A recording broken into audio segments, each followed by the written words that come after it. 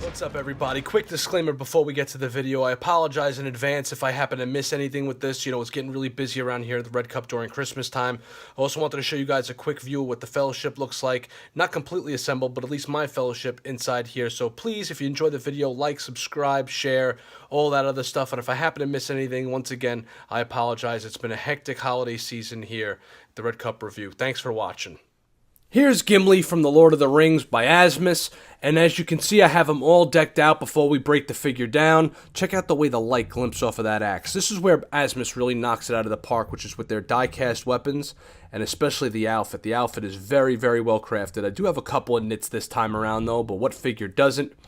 And this is how I have him displayed inside of my cabinet. He's super ultra clean version. When I think of Gimli, I think of a rough and gruff dwarf who's ready to put an axe in the side of your head. And unfortunately, depending on how you look at it, fortunately, unfortunately, this is him kind of like right when they meet up with the Fellowship, when they're standing there in Elrond's garden, the garden of all the elves there, and they're pretty much putting to, you can have my axe, is what he says to them. So this is him, kind of like with almost zero, like when they dirty the figure up. And they kind of mess him up a little, rough him up. This is him in his cleanest version here. So let's start breaking this fella down and see what he's all about. And let's see if he's worth the money. All right, straight out of the box, Gimli does not come with his helmet on. And upon first looking at this figure, it kind of struck me as a little odd. I wasn't really that crazy about the head initially because, let's face it, the prototype picks were just absolutely out of this world and knocked it out of the park. But when you really think about the reason why the head sculpt looks the way it does is that it's in two head pieces, and I'm guessing they did that in order to allow the helmet to sit on a little bit more properly. But take a look at the way the rooted beard is done in the face itself. That is abso-freaking-lutely dynamite. They actually have a little bit of a sculpted mustache going on there to give you the actual mouth. So where that could be seen, so the hair wouldn't be hanging over it, and it'll give it more of a fuller look. So the top of the head is actually done in two parts. So they didn't root the hair into the head itself. It's like the head piece back here is one piece, and then the face is another piece altogether. And they kind of rooted the face and stuck it onto the head. And that's how they were able to get this as neat as they got it. And to have the hair sit probably as tight as they did to allow, once again, like I said before, for the helmet to go on. You got the braids of the mustache that run all the way down into their own piece. And underneath, you have the rest of the outfit underneath there. I guess you have a little strap here. I don't know what you would put in there. I guess another axe could go in there. That's a little bit of a pain in the neck. We'll get to that later on. This has a tendency to kind of fluff outward, so I kind of just mat it down with my finger and then take these big braids and kind of, shuffle them over in front just like that to give it a little bit more of a neater look. As far as the back goes, you see the side there? You have a little bit more of the sculpted beard on the side to give it more of a fuller look, and it's kind of hidden underneath the hair anyway, so it's nice little neat tricks. This figure really shines on the super minute details that it gives, because you got take a look at the braids back there. Not the braids, there's the main hair ponytail, and then you got the little dwarven kind of carvings on the thread. And this is a pain. I'm not going to take the hair out, not even for the sake of this video, because I'm sure that this is how I'm displaying them, and it's probably going to be a huge pain in the neck just to get that stuff back in there. So please be careful when messing with the head sculpt. You could pose it and stuff. There's no problem in posing it and kind of moving it around. You get good range of motion and stuff like that. But you see how I'm posing it, and some of these hairs kind of stick up and stick out? So you really want to make sure that, you kind of keep them brushed down and stuff, and take your time with it, because you don't want it sticking out too much, because the more it comes out, I'm sure the bigger of a pain in the neck it's going to be to get that stuff back in there. And you got the lines in the face. Look at the wrinkles and the lines in his face. It really shows his age off nicely. He's got a really good look. The eyebrows could have been painted on a little bit better. They kind of look like they're a little bit just kind of slopped on there, because you could see the sculpt of the eyebrows themselves, and then the paint is kind of like just, I guess, shoved on. The skin paint is really nice, but as far as the paint on the eyebrows go, it could have been better. Let's take a look at the eyes. The eyes got that nice glint and realistic shine to them. That little glossy look. So that's pretty good. But I'm going to have him with his helmet on anyway, so it's not really that big of a deal. Let's take a look at him with his helmet on, since we're still doing the head sculpt. Kind of take the helmet, and you put it on, and then you kind of got to really maneuver it on there and kind of shove it on a little bit. and then you have it dip down a little bit, and then that's how I'm going to have him in my cabinet right there. Not because I want to hide most of the head sculpt, but there's that hairline I was talking about before, and the detail on the helmet is just freaking outrageous. We'll get to that in the accessory section. But that's what he looks like there. Headshot and all. Alright, time for some articulation. This is where he kind of like drops down a notch in my book, because this little plating that he has here, this outfit plating, as nice as it looks, you know, when you bend it, it kind of bunches up and it interferes just slightly. I mean, I guess you could bend it like that and then you're going to have a permanent crease in there. I'm telling you that right now. But it's not too bad. And this doesn't really go all the way around. It's kind of layered in there. You know, kind of like a wraparound, like a fold-around wraparound, which kind of bothered me a little bit too. But that's more, not so much articulation-wise. So the arm goes up about that high. As far as raising it up front, you're not going to, I really don't want to push it any further than that. Then again, he's not really that much, you know, of an agile guy. He just kind of swings the axe in your face and, you know. Well, there you go. You can get him up about like that if you raise his arms out that way. You know, his waist articulation, he does go down a little bit, so you can kind of get him in like a crouching pose-ish. It doesn't go back too much at all. His side-to-side range is very limited because of the bulky outfit. His knees, let's see, where's the knee joint? Right there, the knee joint's right there. The knee goes back pretty far, though. The knee you can get back into a 90-degree pose. Not that you're going to have him kneeling down or anything. And the leg goes all the way up like that, almost 90 degrees as well. So you can get him into some really cool... The articulation really shines in his lower half here.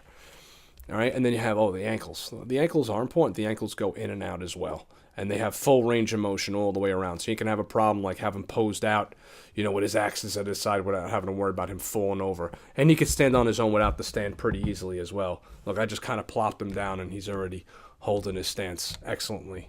So you ain't gonna have to worry about that if you're not much of a stand guy.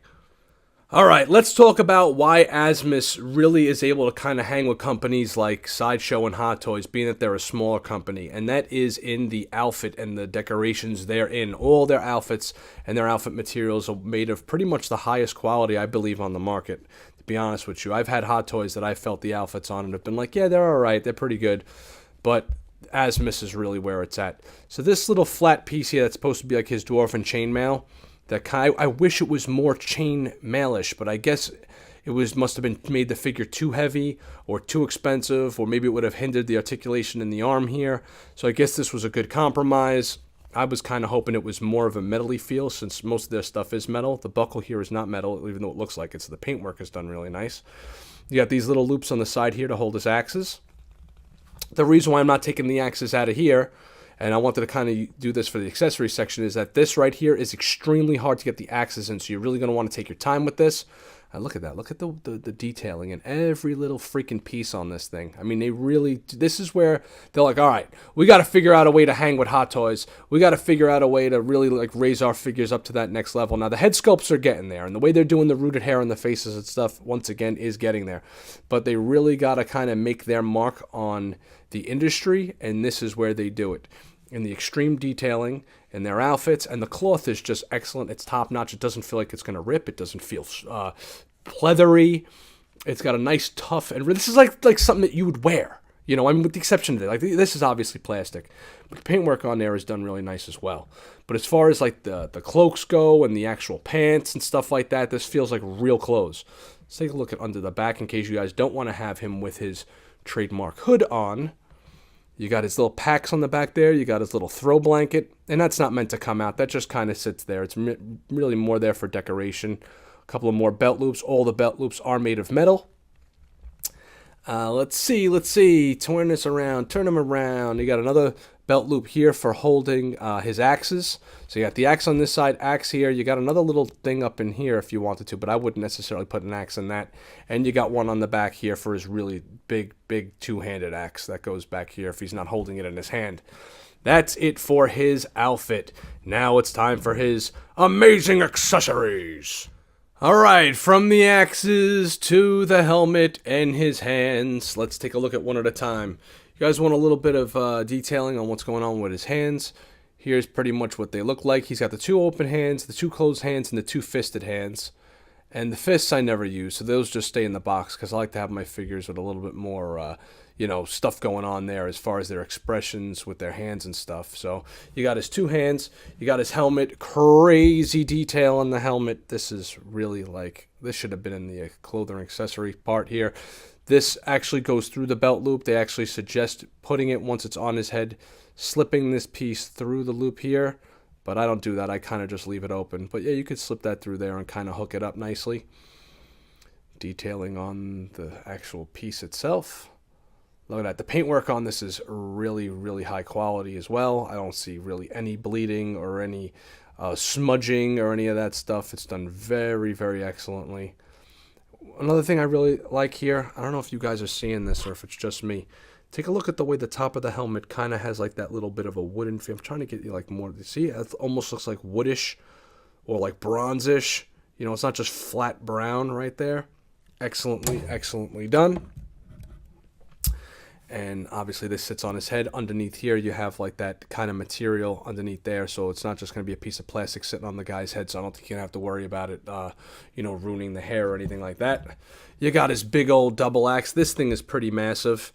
Check out the way the light glimps off of these things, and they're heavy. These are pure die cast, and they have like that real cold. This die cast, so it has that cold feeling. If it's not in a warm room, die cast metal usually has like that kind of cold thing going on for it when you touch it.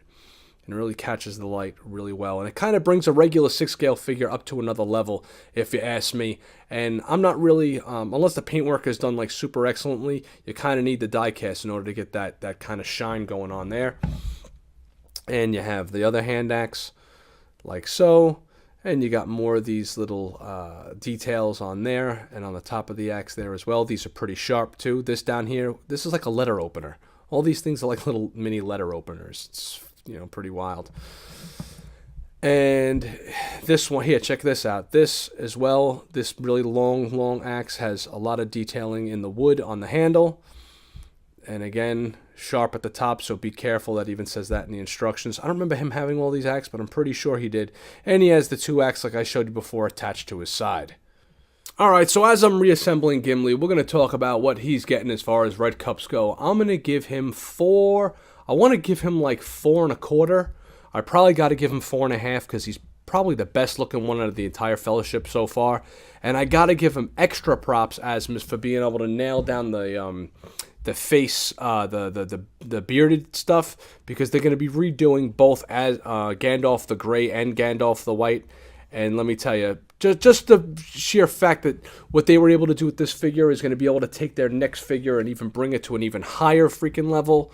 That being Gandalf, because that's the one that I really want in my collection. Let me tell you, he's getting extra points for that. So we'll go with 4 1/4 to 4 1/2 around there. Maybe 4 1/3 cups from the Red Cup review. He looks absolutely dynamite like that. And when he's just sitting there, this type of figure that you really can't do too much dynamic-wise, but he, again, he's the dwarf. He doesn't really, jump around. He's not like Legolas, But you have him in your cabinet. People are going to look at it and go, geez, look at the freaking sheer amount of detail on this freaking thing. So that's really cool as well. So there you go. There you have it. Oh, there's no wire in this. This just kind of drapes, and the hood I'm sure can go on him. But again, you probably have to let the hair out and take the helmet off, and then you can put the hood on him. But I don't remember ever seeing him like that. Maybe in a scene or two, but that's about it. So there you go.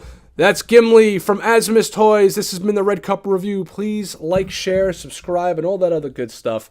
And we will see you on the next episode.